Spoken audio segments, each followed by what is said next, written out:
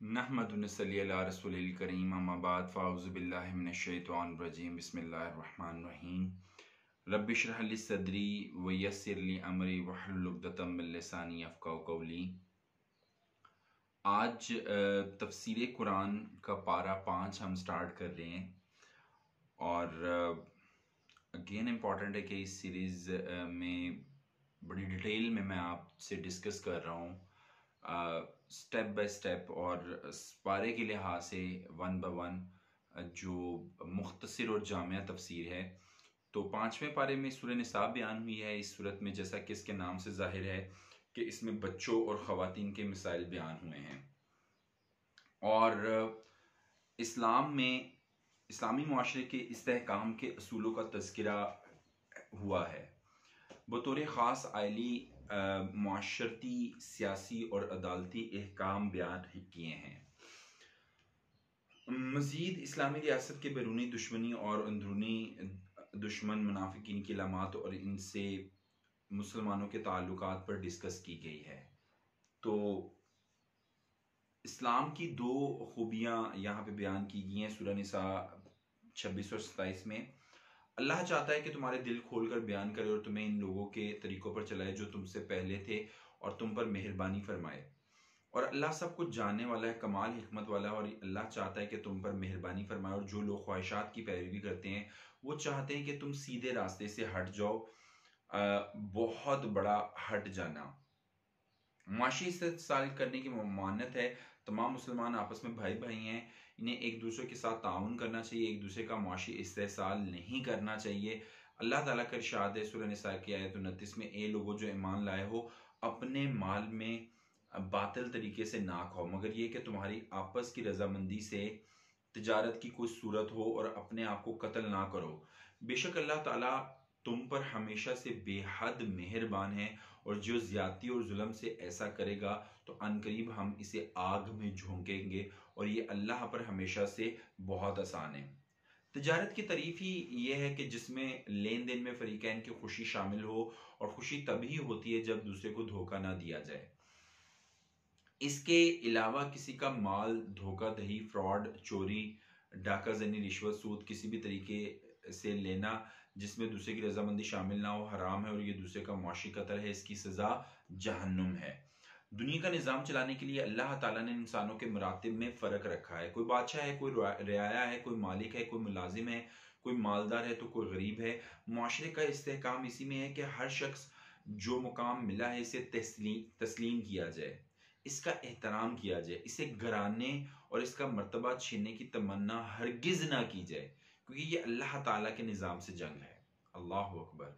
आज के दौर में ये चीज़ बहुत ज़्यादा देखने में मिल रही है, जेलसी एलिमेंट। तो उसके बारे में अल्लाह पाक सूरह निसा की आयत 32 में फरमा रहे हैं, और इस चीज़ की तमन्ना ना करो जिसमें अल्लाह ताला ने तुम में से बास को बास पर फजीलत दी है। मर्दों के लिए इसमें से एक हिस्सा है जो उन्होंने मेहनत से कमाया, औरतों के लिए इसमें से एक हिस्सा है जो उन्होंने मेहनत से कमाया, और अल्लाह से इसके फजल में से हिस्सा मांगो। बेशक अल्लाह हमेशा से हर चीज़ को खूब जानने वाला है। घर भी एक इदारा और एक सल्तनत है। जिस तरह हर इदारे का एक सरबराह होता है, सरबराह के बगैर कोई छोटे से छोटा इदारा भी नहीं चल सकता। घर तो माशरे का अहम तरीन हिस्सा है। ये निज़ाम और सरबराह के बगैर कैसे चल सकता है। लिहाजा घर के तमाम अफराद को इसकी हुक्मरानी को तस्लीम करना चाहिए और इसकी ताबेदारी करनी चाहिए। अल्लाह ताला का इरशाद है सूरह निसा की आयत 34 में, मर्द औरतों पर निगरान है और इस वजह से कि अल्लाह ने इनके बास को बास पर फजीलत अता की और इसकी वजह से उन्होंने अपने मालों से खर्च किया। नेक औरतों की सफात बयान करते हुए अल्लाह पाक फरमाते हैं सूरह निसा की आयत 34 में, बस नेक औरतें फर्मा बरदार हैं, गैर हाजिरी में हिफाजत करने वाली हैं, इसलिए कि अल्लाह ने इन्हें महफूज रखा। बाज नेक खवातीन की पहली खूबी ये कि वो मर्द की हैसियत कबूल करे, ख्वाह वो ताकत, माल, इल्म और अकल में इससे कम ही हो, क्योंकि इन्हें ये फजीलत अल्लाह ताला ने अता फरमाई है। दूसरी वजह यह कि औरत और इसके बच्चे की खातिर बाहर धक्के खाता, लोगों की झड़के सुनता, जबकि औरत घर में बैठकर अपनी हर ख्वाहिश पूरी कराती है। औरत घर का मदार है, पूरा घर औरत के गिर्द घूमता है, मगर मदार खराब हो जाए तो पूरा घर बिगड़ जाता है। इसलिए मदार को दुरुस्त करना जरूरी और मर्द की जिम्मेदारी है। अगर घर का मदार खराब हो जाए तो ये अक्लमंदी नहीं, फौरन तलाक देकर इसे अलग कर दिया जाए, बल्कि इसे दुरुस्त करना चाहिए। इसका तरीका अल्लाह ताला ने फरमाया, जहां भी चंद लोग रहते हैं कभी ना कभी इख्तिलाफ राय पैदा हो ही जाता है, तो ऐसी सूरत में घर के सरबराह मर्द का फर्ज है कि इसे सुधारे।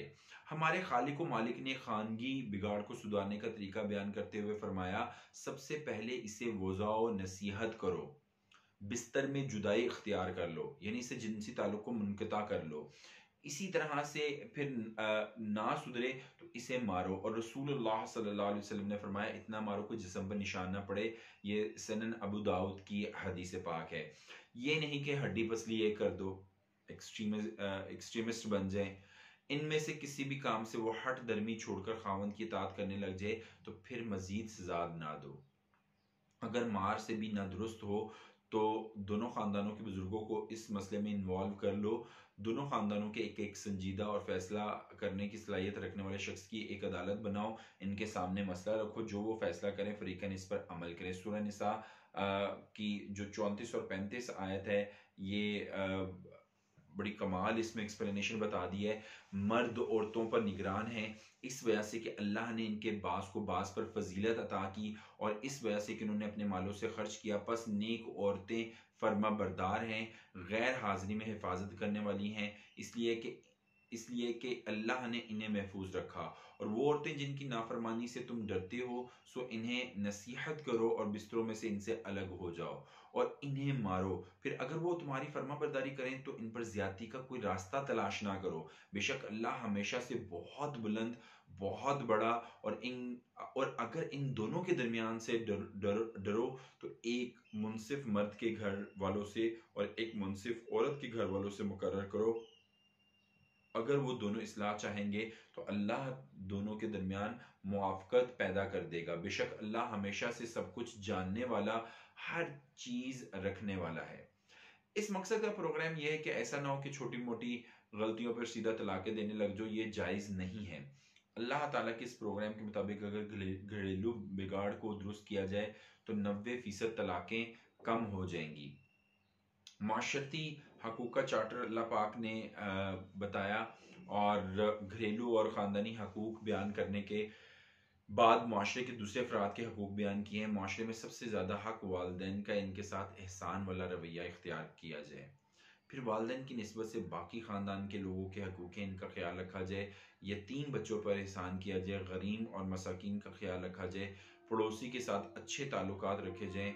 पड़ोसी अगर रिश्तेदार हो तो इसके हकूक़ पड़ोसी और रिश्तेदारी की वजह से बढ़ जाते हैं, और अगर रिश्तेदार ना हो तब भी पड़ोसी होने के नाते आप पर इसके हकूक़ हैं। मुसाफिरों की खिदमत कीजिए। मुसाफिर चाहे अपनी घर में करोड़पति हो, लेकिन सफ़र में बाज़ औक़ात ऐसे हालात पैदा हो जाते हैं कि वो दूसरों की मदद और ताउन का मोहताज हो जाता है। ऐसी हालत में इससे हुस्ने सलूक करना और इस पर माल खर्च करना मुसलमानों पर फ़र्ज़ है। आपके मुलाजिम और खादिम ये कमज़ोर तबका भी होता है, और खुदा के इव्ज़ में इसकी ज़रूरियात पूरी करना भी आप पर फ़र्ज़ है, लिहाजा इनकी ज़रूरियात का ख्याल रखा करो। जो शख्स माल और ओहदे के तकब्बुर में मुबतला होकर माशरे के कमज़ोर तबके का ख्याल नहीं रखता, तो ऐसे शख्स को अल्लाह ताला कतन पसंद नहीं करता। सूरह निसा आयत 36 में अल्लाह पाक फरमाती है, और अल्लाह की इबादत करो, इसके साथ किसी को शरीक ना बनाओ, और माँ बाप के साथ अच्छा सलूक करो, और कराबत वालों के साथ, और यतीमों और मस्कीनों और कराबत वाले हमसाए और अजनबी हमसाए और पहलू के साथी और मुसाफिर के साथ, और इनके साथ जिनके मालिक तुम्हारे दाएं हाथ बने हैं। यकीनन अल्लाह ऐसे शख्स से मोहब्बत नहीं करता जो अकड़ने वाला, शेखी मारने वाला हो। मुस्लिम माशरे में मस्जिद का एक अहम मुकाम है। मसाजिद अल्लाह की हैं और उसकी इबादत के लिए ख़ास हैं, लिहाजा इन्हें बात करना, इनका एहतराम करना फ़र्ज़ है। अल्लाह ताला ने मसाजिद में दाखिल होने के आदाब बयान करते हुए फरमाया, मस्जिद जब भी जाओ तो ज़हनी, कल्बी और जिस्मानी तहारत के साथ जाओ। लिहाजा कोई शख्स नशे की हालत में मस्जिद में दाखिल ना हो, यानी जब तक वो इतनी होश में ना आ जाए कि इसे अपनी बात को समझ सकता हो। जनाबत की हालत में मस्जिद में दाखिल ना हो, यहाँ तक कि वो गुस्ल कर ले। हाँ, अगर इसके घर का रास्ता मस्जिद के अंदर से गुजरता है तो मजबूरी की हालत में वो मस्जिद से गुजर सकता है। अगर गुस्ल के लिए पानी मैसर ना हो या किसी परेशानी के सबब पानी इस्तेमाल करना मुमकिन ना हो तो तयम्मुम कर ले। लेकिन बिला तहारुल मस्जिद में दाखिल ना हो। सूरह निसा की आयत 43 में, ए लोगों जो ईमान लाए हो, नमाज के करीब ना जाओ इस हाल में कि तुम नशे में हो, यहां तक कि तुम जानो जो कुछ कहते हो, और ना इस हाल में कि जंबी हो मगर रास्ता अबूर करने वाले। यहां तक कि गुस्ल कर लो, और अगर बीमार हो या सफर पर या तुम कोई कज़ाए हाजत से आया हो, या तुमने औरतों से मुबाशरत की हो, फिर कोई पानी ना पाओ, तो पाक मट्टी का कसद करो, बस अपने चेहरों और अपने हाथों पर मलो। बेशक अल्लाह हमेशा से बहुत माफ करने वाला और बेहद बख्शने वाला है। अहले किताब को इस्लाम की दावत यहूद और नसारा को अल्लाह ताला ने अपने दीन का अमीन और जिम्मेदार बनाया, लेकिन आज इनकी हालत ये है कि वो हदायत के बजाय गुमराही को सीने से लगाए हुए हैं। लोगों को अल्लाह का रास्ता बताने की बजाय अल्लाह के रास्ते से रोकने का काम कर रहे हैं। किताबुल्लाह के अल्फाज बदलते हैं, नबी की बात सुन लेने के बाद खुल्लम खुल्ला मानने से इनकार करते हैं, नबी का तमस्खर उड़ाते हैं, दीन में तानाजनी करते हैं, बुतों की पूजा करते हैं, महज हसद की वजह से इस्लाम के मुकाबले में काफरों के दीन को ज्यादा सही कहते हैं। इनके जुराइम गिनवाने के बाद इन्हें तंबी करते हुए अल्लाह पाक ने फरमाया आयत 47 में, ए लोगों जिन्हें किताब दी गई है इस पर ईमान लाओ, जो हमने नाजिल किया इसकी तस्दीक करने वाला जो तुम्हारे पास है, इससे पहले कि हम चेहरों को मिटा दें, फिर इन्हें इनकी पीठों पर फेर दें या इन पर लानत करें, जिस तरह हमने हफ्ते के दिन वालों पर लानत की थी, और अल्लाह का हुक्म हमेशा पूरा किया हुआ है। अल्लाह ताला ने फरमाया सूरह निसा की आयत 56 में, बेशक जिन लोगों ने हमारी आयात का इनकार किया, हम इन्हें अनकरीब एक सख्त आग में झोंकेंगे। जब इनकी गल सड़ जाएंगी, हम इन्हें इनके अलावा और खालें बदल देंगे जब वो अजाब चखें। बेशक अल्लाह हमेशा से सब पर गालिब कमाल हिकमत वाला है। यानी जहन्नम में आग से जब आदमी की जिल्द जल जाएगी तो इसे बदल दी जाएगी। इसकी साइंसी वजह यह बयान की गई कि इंसानी जिस्म में तकलीफ को महसूस करने की हिस्स जिल्द में होती है, लिहाजा इसकी तकलीफ में इजाफा करने के लिए बार बार इनकी जिल्द तब्दील की जाती रहेगी। माअज़ल्लाह, अल्लाह पाक इस अजाब से बचाए। ओहदे और मुनासिब की तकसीम अदल व इंसाफ के साथ होनी चाहिए, जैसा कि इरशाद फरमाया सूरह निसा की आयत 58 में, बेशक अल्लाह तुम्हें हुक्म देता है कि तुम मानते इनके हकदारों को अदा करो। Excuse me. और जब लोगों के दरमियान फैसला करो तो इंसाफ से फैसला करो, यकीनन अल्लाह तुम्हें ये बहुत ही अच्छी नसीहत करता है। बेशक अल्लाह हमेशा से सब कुछ सुनने वाला है, सब कुछ देखने वाला है। रसूलुल्लाह सल्लल्लाहु अलैहि वसल्लम ने क़यामत की निशानियां बयान करते हुए फरमाया, क़यामत के करीब ओहदे और मुनासिब नाअहल लोगों को दिए जाएंगे। अल्लाह ताला ने इरशाद फरमाया सूरह निसा की आयत 59 में, ए लोगों जो ईमान लाए हो, अल्लाह का हुक्म मानो और रसूल का हुक्म मानो, और इनका भी जो तुम में से हुक्म देने वाले हैं, फिर अगर तुम किसी चीज़ में झगड़ पड़ो तो इसे अल्लाह और रसूल की तरफ लौटाओ, अगर तुम अल्लाह और यौम आखिरत पर ईमान रखते हो, ये बेहतर इंजाम के लिहाज से ज़्यादा अच्छा है। इसका मानी ये है कि मुसलमानों को हर हाल में अपने हुक्मरानों की इताअत करनी चाहिए। अव्वल ये कि वो सरी कुरान और सुन्नत के ख़िलाफ़ हुक्म सादिर करें। इस आयत में अल्लाह और इसके रसूल की इताअत अब्दी और मुतलक है। जब हुक्मरानों की इताअत मशरूत है, अगर वो शरीयत इस्लामिया के मुताबिक हुक्म दें तो इनकी इताअत करना मुसलमानों पर फ़र्ज़ है। अगर इनका हुक्म कुरान और सुन्नत के सरी ख़िलाफ़ हो तो इसकी इताअत हरगिज़ ना की जाएगी। इस सूरत में कुरान और सुन्नत की तरफ रुजू किया जाए। इस्लाम के बरक्स जमहूरियत ने लोगों का ये मिजाज बना दिया है कि अपने हुक्मरानों की हमेशा मुखालफत ही करनी है। ये तरीक़ाकार इस्लामी अहकाम के ख़िलाफ़ और हराम है। हुक्मरानों के साथ हमारा रवैया खैर ख्वाहाना और अतात वाला होना चाहिए।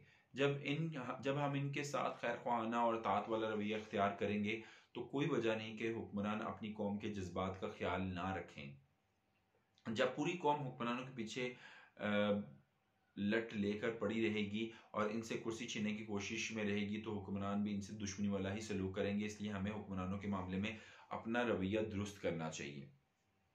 रसूलुल्लाह सल्लल्लाहु अलैहि वसल्लम की इताअत करने का मकसद यह है कि अपनी ज़िंदगी के तमाम मामलात में आप सल्लल्लाहु अलैहि वसल्लम को फैसल और जज माना जाए, मोहम्मद सल्लल्लाहु अलैहि वसल्लम को हाकिम और फैसल तस्लीम किए बगैर कोई शख्स मुसलमान नहीं हो सकता। अल्लाह ताला ने दो टोक अल्फाज में फरमाया सूरह निसा की आयत 65 में, बस नहीं तेरे रब की कसम है वो मोमिन नहीं होंगे यहाँ तक कि तुझे इसमें फैसला करने वाला मान लें जो इनके दरमियान झगड़ा पड़ जाए, फिर अपने दिलों में इससे कोई तंगी महसूस ना करें, जो तू फैसला करे और तस्लीम कर लें और पूरी तरह तस्लीम कर लें। मुसलमान हर हालत में इस्लाम के मुताबिक अपने मामला चलाता है, जबकि मुनाफिक मुफाद परस्त होता है। इसे इस्लाम में मुफाद दिखाई दे तो इस्लाम और मुसलमानों के साथ, और अगर दूसरी तरफ मुफाद दिखाई दे तो इस्लाम को लात मार कर उधर चला जाता है। वो अपने मामलात को इस्लामी अदालत में इसी सूरत में लाते हैं जब इन्हें इस्लामी कानून में फ़ायदा नज़र आता है। बसूरत दीगर वो काफर निज़ामों और कुफरिया अदालतों में जाने से झिझकते नहीं हैं। ये इनके मुनाफिक होने की वाजिया अलामत है। फरमाया सूरह निसा की आयत 60 में, क्या तूने इन लोगों को नहीं देखा जो गुमान करते थे वो इस पर ईमान ले आए जो तेरी तरफ नाजिल किया गया और जो तुझसे पहले नाजिल किया गया। चाहते ये हैं कि आपस के फैसले गैरुल्लाह की तरफ ले जाएं, हालांकि इन्हें हुक्म दिया गया है कि इसका इनकार करें, और शैतान चाहता है कि इन्हें गुमराह कर दे, बहुत दूर गुमराह करना। दूसरी तरफ रसूलुल्लाह सल्लल्लाहु अलैहि वसल्लम से फैसला कराने में इनका रवैया यह है। सूरह निसा की आयत 61, और जब इनसे कहा जाए कि जो कुछ अल्लाह ने नाजिल किया है इसकी तरफ और रसूल की तरफ तो आओ, इसकी तरफ आओ, तो तू मुनाफिकों को देखेगा कि तुझसे मुंह मोड़ लेते हैं। साफ मुंह मोड़ना यानी मुनाफिकीन की सबसे बड़ी निशानी कि निशानी यह है कि वो तागूती निज़ामों के मुताबिक फैसला करने वाली अदालतों में बखुशी अपने फैसले लेकर जाते हैं और इस्लाम के इस फैसलों से वो नफरत करते हैं।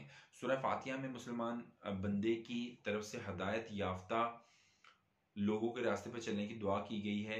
अल्लाह ताला ने इसकी दुआ कबूल करते हुए अपने हदायत याफ्ता बंदों की फहरिस्त रख दी है। फरमाया सूरह निसा की आयत 69 और 70 में, और जो अल्लाह और रसूल की फरमाबरदारी करते हैं तो ये इन लोगों के साथ होंगे जिन पर अल्लाह ने इनाम किया, नबियों और सद्दीकों और शुहदा और सालिहीन में से ये लोग अच्छे साथी हैं। ये फजल अल्लाह की तरफ से है और अल्लाह काफ़ी है, सब कुछ जानने वाला है। अगर कुछ लोगों को अल्लाह ताला कोई ताकत, कोई मुल्क, ताकत और हुकूमत अनायत कर दे तो इन पर फ़र्ज़ है कि वो दूसरे इलाकों के मुसलमानों का तहफ़्फ़ुज़ करें। सूरह निसा की आयत 75 में, और तुम्हें क्या क्या है कि तुम अल्लाह के रास्ते में और इन बेबस मर्दों और औरतों और बच्चों की खातिर नहीं लड़ते जो कहते हैं कि ए हमारे रब, हमें इस बस्ती से निकाल ले जिसके रहने वाली जालिम है, और हमारे लिए अपने पास से कोई हमायती बना दे और हमारे लिए अपने पास से कोई मददगार बना। दुनिया में सिर्फ वही कौम महफूज और मामून रह सकती है जिसका दिफा मजबूत होता है। इसलिए अल्लाह ताला ने अपने बंदों को बारहा हुक्म दिया कि वो अपने दिफा से कभी भी गाफिल ना हो।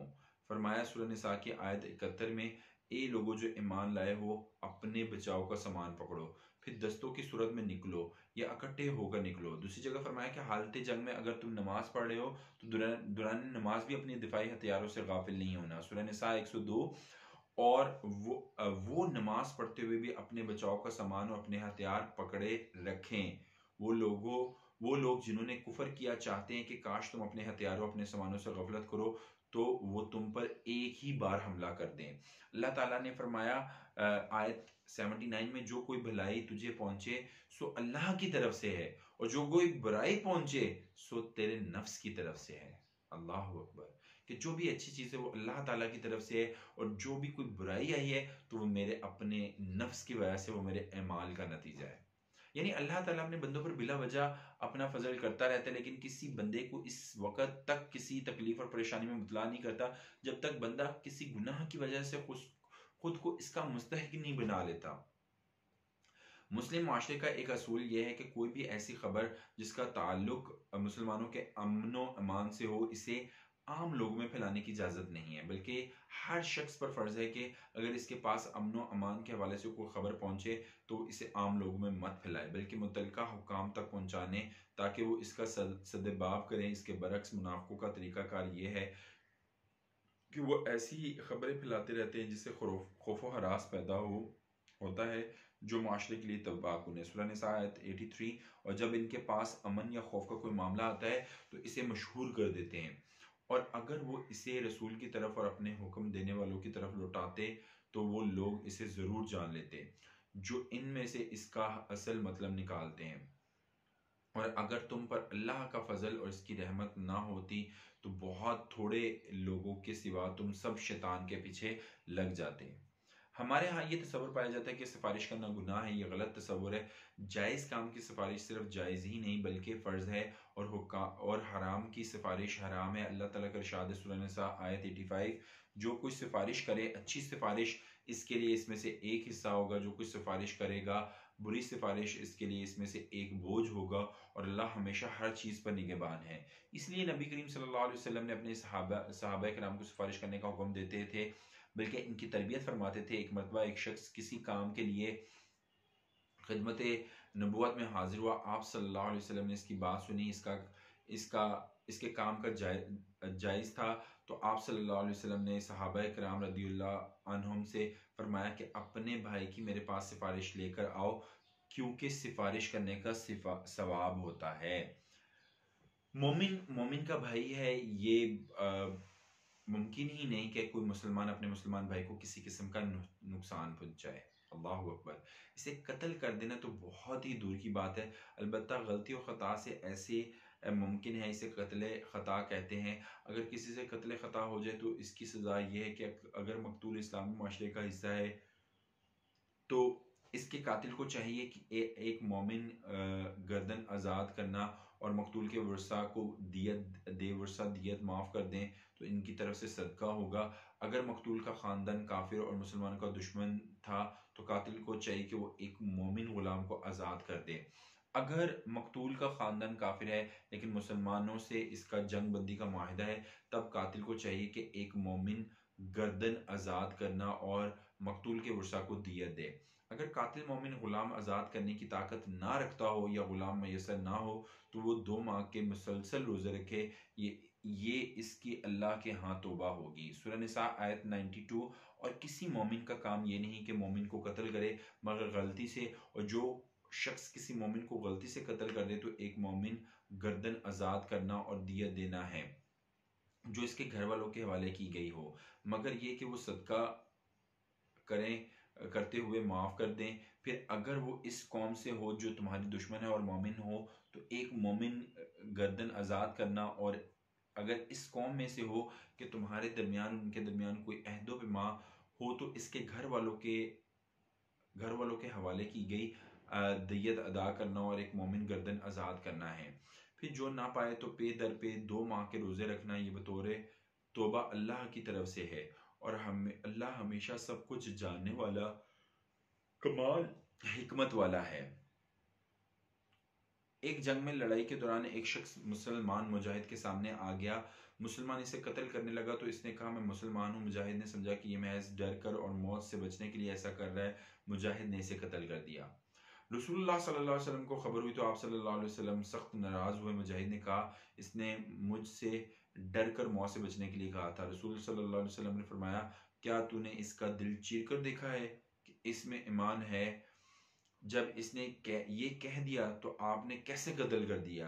क़यामत के दिन इसका हाथ तेरे गिरेबान पर होगा तो तू क्या कहेगा? इस पर तबसरा करते हुए अल्लाह पाक ने फरमाया सूरह निसा की आयत 94 में, ए लोगो जो ईमान लाए हो, जो तुमने अल्लाह के रास्ते में सफ़र करो तो खूब तहकीक कर लो, और जो तुम्हें इस्लाम पेश करे इसे ये ना कहो कि तुम मोमिन नहीं।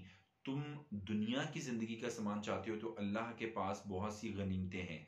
यानी तुमने माले गनीमत के लालच में इसे काफिर करार देकर कत्ल कर दिया। हालांकि अल्लाह के पास बहुत माल है, इसलिए तुम्हें ऐसा नहीं करना चाहिए। इससे मालूम हुआ कि अपने किसी ज़ाती मफाद के लिए लोगों पर कुफर के फतवे लगाना कतन जायज़ नहीं है। हालात के मुताबिक जहाद का हुक्म बदलता रहता है, कभी फ़र्ज़ आयन, कभी फ़र्ज़ कफ़ाया और कभी मुस्तहिब होता है। दुश्मन मुसलमानों पर हमला कर दे या मुसलमानों का अमीर सबको जहाद के लिए निकलने का हुक्म दे तब जहाद करना फ़र्ज़ ऐन है। ऐसी सूरत में जो नहीं निकलेगा वो गुनाहगार बल्कि मुनाफिक शुमार होगा। कुरान मजीद ने जहाद से भागना मुनाफिकीन की निशानी के तौर पर बयान किया। जब दुश्मन हमला कर दे लेकिन मुसलमान की फ़ौज दफा के लिए काफ़ी हो तो जहाद में शिरकत करना फ़र्ज़ कफ़ाया होता है। इसके अलावा आम हालात में जहाद मुस्तहब है। ऐसे हालात में जिहाद करने वाला अजर अजीम का मुस्तहिक होगा और घरों में रहने वाला गुनाहगार नहीं होगा, लेकिन इस अजर अजीम से महरूम होंगे। सूरह निसा की आयत 95 और 96, ईमान वालों में से बैठ रहने वाले जो किसी तकलीफ वाले नहीं और अल्लाह के रास्ते में अपने मालों और जानों के साथ जहाद करने वाले बराबर नहीं हैं। अल्लाह ने अपने मालों और जानों के साथ जहाद करने वालों को बैठ रहने वालों पर दर्जे में फजीलत दी है, और हर एक से अल्लाह ने भलाई का वादा किया है, और अल्लाह ने जहाद करने वालों को बैठ रहने वालों पर बहुत बड़े अजर की फजीलत अता फरमाई है। अपनी तरफ से बहुत दर्जों की और अजीम बख्शिश और रहमत की, और अल्लाह हमेशा से बेहद बख्शने वाला नहायत मेहरबान है। मुसलमानों पर फ़र्ज़ है कि वो हर हालत में अहकाम इलाही पर चलें। अगर किसी जगह के हालात रुकावट बन रहे हों तो इस्लाम को ना छोड़ दें, बल्कि वो जगह छोड़ दें और वहाँ हिजरत करके दूसरी जगह पर मुंतकिल हो जाएं। अगर वो हिजरत नहीं करते तो वो गुनाहगार और जहन्नमी है। सूरह निसा आयत 97-98। बेशक वो लोग जिन्हें फरिश्ते इस हाल में कब्ज़ करते हैं कि वो अपनी जानों पर जुल्म करने वाले होते हैं, कहते हैं तुम किस काम में थे? वो कहते हैं हम इस सरजमीन में नहायत कमज़ोर थे। वो कहते हैं कि क्या अल्लाह की ज़मीन वसी ना थी कि तुम इसमें हिजरत कर जाते? तो ये लोग हैं जिनका ठिकाना जहन्नुम है और वो लौटने की बुरी जगह है। मगर वो नहायत कमज़ोर मर्द और औरतें, बच्चे जो किसी तदबीर की ताकत रखते हैं और ना किसी रास्ता पाते हैं। कई लोग सिर्फ इसलिए हिजरत नहीं करते कि यहाँ घर बार, कारोबार, दोस्त अहबाब और रिश्तेदार हैं। हिजरत करके दूसरे इलाके में जाएंगे तो मालूम नहीं वहाँ हालात कैसे होंगे, रहने और खाने को भी कुछ मिलेगा कि नहीं मिलेगा। ऐसे लोगों से अल्लाह ताला वसी रिस्क का वादा करता है और फरमाता है सूरह निसा की आयत 100 में, और वो शख्स जो अल्लाह के रास्ते में हिजरत करें वह ज़मीन में पनाह की बहुत सी जगह और बड़ी वसअत पाएगा, और जो अपने घर से अल्लाह और उसके रसूल की तरफ हिजरत करते हुए निकले फिर इसे मौत पाले तो बेशक इसका अजर अल्लाह पर साबित हो गया, और अल्लाह हमेशा से बख्शने वाला है, नहायत मेहरबान है। पाकिस्तान इसकी बेहतरीन मिसाल है। 1947 में जब पाकिस्तान बना तो बहुत सारे लोगों ने सब कुछ छोड़ छाड़ कर हिजरत करके पाकिस्तान आ गए, और कुछ लोगों ने सिर्फ इसलिए हिजरत ना की कि नया मुल्क है, मालूम नहीं क्या बनेगा। आज देखें सब कुछ छोड़कर हिजरत करने वाले मुसलमान इंडिया में रह जाने वाले मुसलमानों से कहीं बेहतर जिंदगी बसर कर रहे हैं। मर्द का मिजाज शहाना है, जबकि अल्लाह ताला ने औरत में सब्र और बर्दाश्त का मादा ज्यादा रखा है। इसलिए अल्लाह ताला ने औरत को नसीहत करते हुए फरमाया कि औरत अपने खावंद की लापरवाही की शिकायत हो तो वो फौरन तलाक का मुतालबा ना करे, बल्कि जहां तक हो सके बर्दाश्त करे और किसी भी कीमत पर सुलह करे। सूरह निसा की आयत 128 में, और अगर कोई औरत अपने खावंद से किसी किस्म की ज्यादती या बेरुखी से डरे तो दोनों पर कोई गुनाह नहीं कि आपस में किसी तरह की सुलह कर लें, और सुलह बेहतर है, और तमाम तबीयतों में हर्ष हाजिर रखी गई है। और अगर तुम नेकी करो और डरते रहो तो बेशक अल्लाह इससे जो तुम करते हो हमेशा से पूरा बाखबर है। गुमराह करने के शैतानी हथकंडे, जब इब्लीस ने आदम अलैहिस्सलाम को सजदा करने से इनकार कर दिया तो अल्लाह ताला ने इसे अपने दरबार से जलील कर कर निकाल दिया। इसने जिस इंसानों की वजह से तूने मुझे जलील करके निकाला है मैं इसे भी तेरे दरबार से निकालूंगा। जब इससे पूछा कैसे इंसानों को गुमराह करेगा तो इसने कहा सूरह निसा के 119 आयत में, और यकीनन मैं इन्हें जरूर गुमराह करूंगा, और यकीनन मैं इन्हें जरूर आरजुएं दिलाऊंगा, और यकीनन मैं इन्हें जरूर हुक्म दूंगा तो यकीनन वो जरूर चौपाओं के कान काटेंगे, और यकीनन मैं इन्हें ज़रूर हुक्म दूंगा तो यकीनन वो ज़रूर अल्लाह की पैदा की हुई सूरत बदलेंगे। और जो कोई शैतान को अल्लाह के सिवा दोस्त बनाए तो यकीनन इसने खुसारा उठा लिया, वाजिया खसारा। इसके बाद अल्लाह ताला ने बंदों को मुखातिब करते हुए फरमाया आयत 120 और 21 में, वो इन्हें वादे देता है और इन्हें आरजुएं दिलाता है, और शैतान इन्हें धोखे के सिवा कुछ वादा नहीं देता। और जिन लोगों ने इसकी मान ली इन लोगों का ठिकाना जहन्नुम है, और वो इससे भागने की कोई जगह नहीं पाएंगे, माज़अल्लाह। मुस्लिम माशरा अदल पर कायम होता है और अदल की बुनियाद गवाही है। दूसरे लफ्जों में इस्लामी माशरे की बुनियाद सच्ची गवाही देना है।